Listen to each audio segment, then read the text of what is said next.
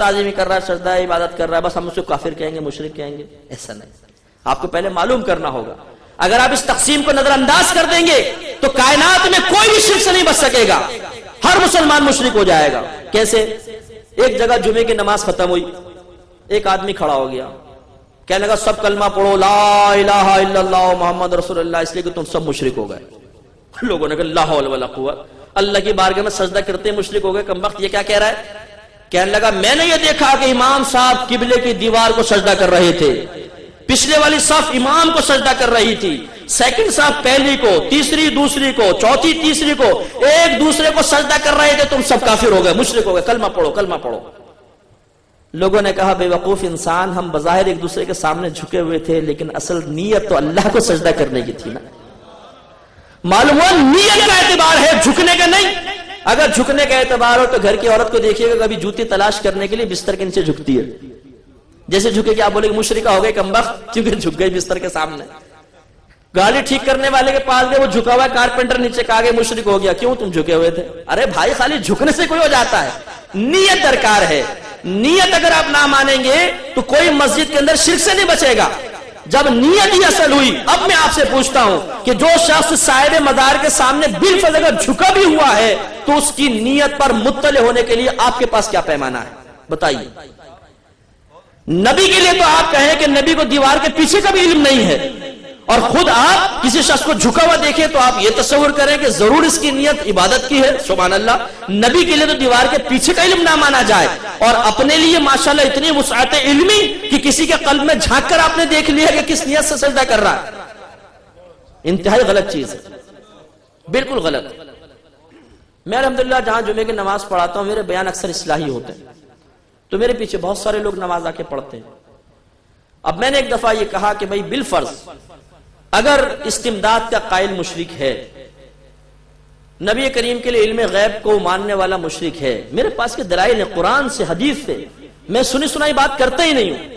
میں نہیں کہتا ہوں جی میں نے سنا ہے اپنے بڑوں سے تو بیان کر رہا ہوں، ہاں میں نے بڑوں سے بھی سنا ہے، اور میرے بڑوں کے قول الحمدللہ اتھینٹک ہیں، اس لیے کہ میرا الحمدللہ یہ تجزیہ ہے، مشاہدہ ہے، تجربہ ہے، میرا وسعت مطالعہ ہے کہ انہوں نے قرآن و حدیث سے نتائج اخذ کر کے ہم تک پیش کیے۔ تو میں نے وہاں پہ گزارش کی کہ میں ان تمام چیزوں کا قائل ہوں، اب بتائیں میں مشرک ہوں کہ نہیں؟ اگر بالفرض میں مشرک ہوں تو میرے پیچھے نماز پڑھنا کیسا؟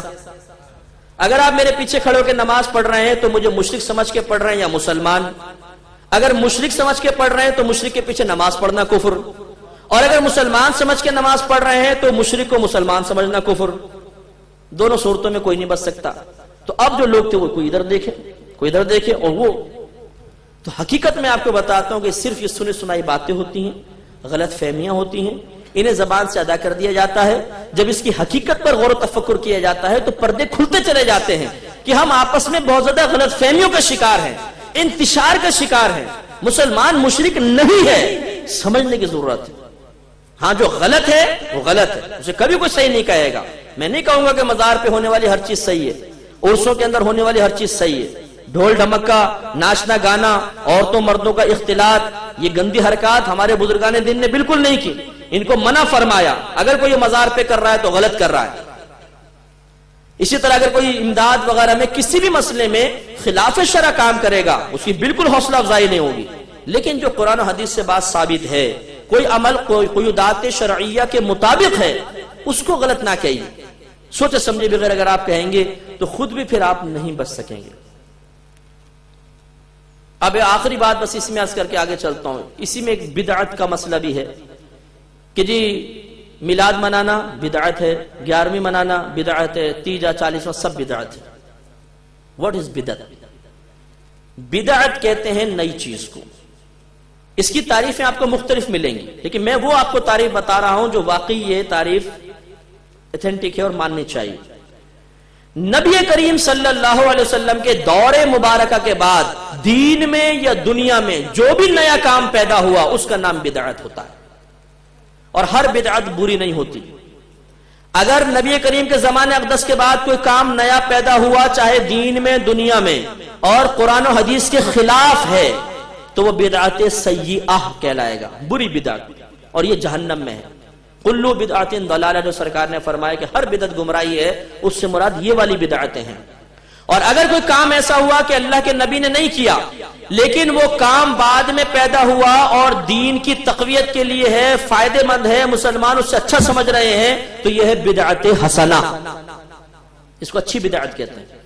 اور اگر کوئی نیا کام پیدا ہوا، اس کا دین سے کوئی تعلق نہیں، دنیا کا کام ہے، دنیا کے فائدے کے لیے ہے، اگر وہ قرآن حدیث کے خلاف ہے تو وہ بھی بدعت سیئہ، اگر خلاف نہیں ہے تو اس کو بدعت مباحہ کہتے ہیں، نہ گناہ نہ ثواب۔ اب میں چند مثالیں دیتا ہوں۔ مثال کے طور پر مسجدوں پر مینار اور گنبد کس نے بنایا بتائیے؟